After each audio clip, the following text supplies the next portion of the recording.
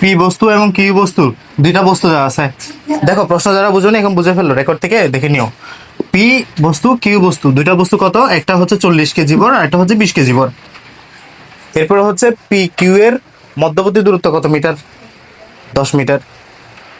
বলছে P O Q বস্তু দ্বয়ের আকর্ষণ বলের মান এত হলে মহাকর্ষীয় ধ্রুবক কত, এটাই তো বললা নাকি? কোনটা? এটা আমি কি এটা ধরলাম? আচ্ছা এটাও করে দিই, সমস্যা নেই।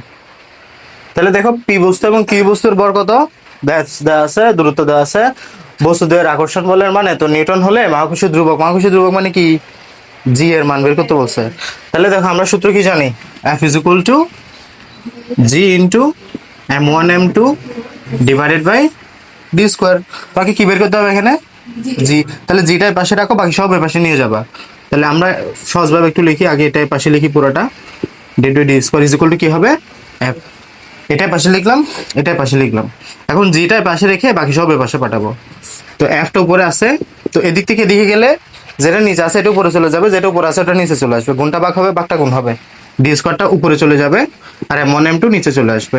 ওকে, মান বসাবো এখন। এফ এর মান কত নিউটন বলছে, 53.387 ইন্টু 10^11, 53.384 ইন্টু 10.11। আমার অর্ধেক বাংলা অর্ধেক ইংরেজি হয়েছে। হ্যাঁ, ডি স্কোয়ারের মান কত, 10 square.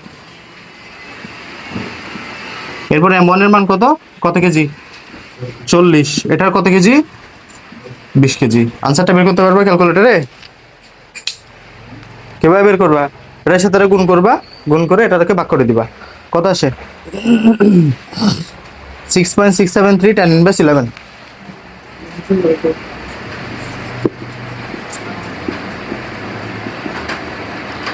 Newton metre square KG inverse 2।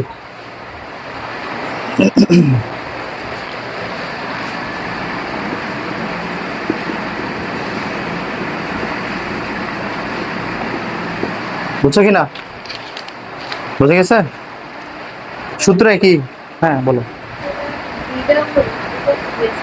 এটা এপাশে ভাগ আকারে আছে না, এপাশে গেলে গুণ আকারে উপরে চলে যাবে, এটা পাশে গুণ আকারে আছে না, এপাশে গেলে এটা ভাগ আকারে নিচে চলে আসবে। মানে বাম পাশ ডান পাশ থেকে নিলে সাইড পরিবর্তন করতে হয়।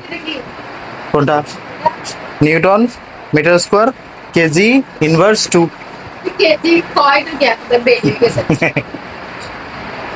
কেজি ইনভার্স 2, ঠিক আছে।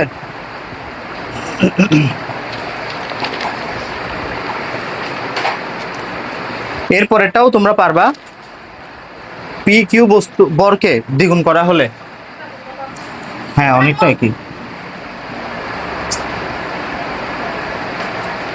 রেকর্ড থেকে তুলে সমস্যা নেই। পি কিউ বরকে দ্বিগুণ করা হলে আমরা এই পি কে কত গুণ করব, 40 কেজি কত কেজি করব, দ্বিগুণ হলে কত হবে, 80 কেজি। আর এটাকেও দ্বিগুণ করবো, কত হবে, 40 কেজি। তাহলে উভয়কেই দ্বিগুণ করলাম। আচ্ছা, এরপরে বলছে দূরত্ব অর্ধেক করা হলে দূরত্ব কত, এখন কত করবো এটা, 5।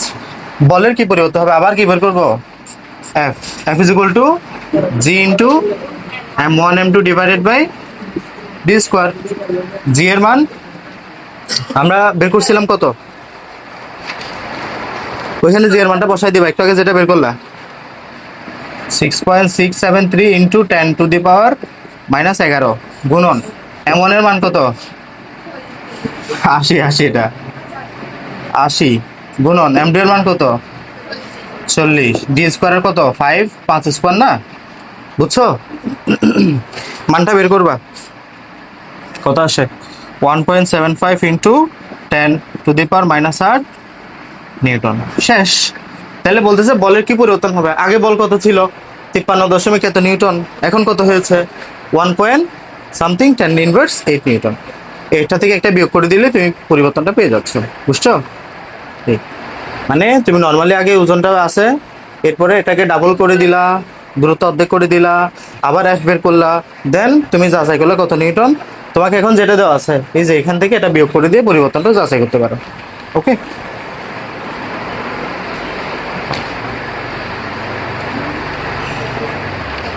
তোলা হয়েছে?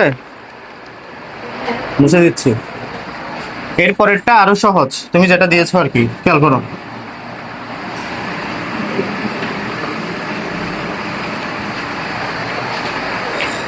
এটা না বুঝলে, লেখা না বুঝলে নিজের একটু তুলে ফেলো আমি বলতে বলতে।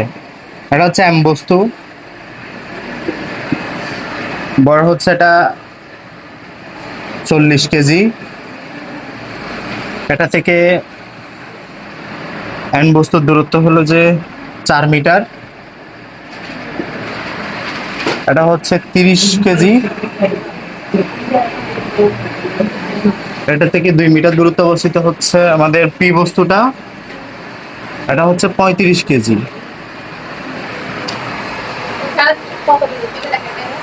এটা হচ্ছে 2 মিটার।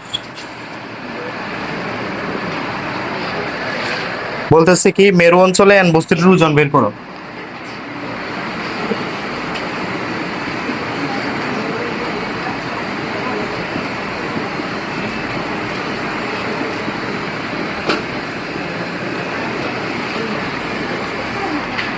তারপরে হচ্ছে এম ও এন বস্তুদের মধ্যে আকর্ষণ।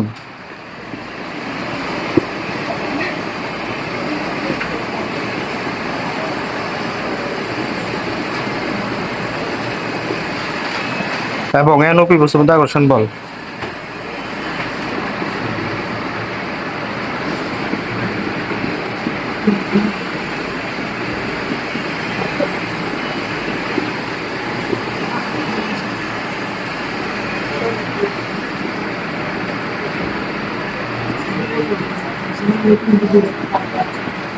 কোনটি বেশি হবে?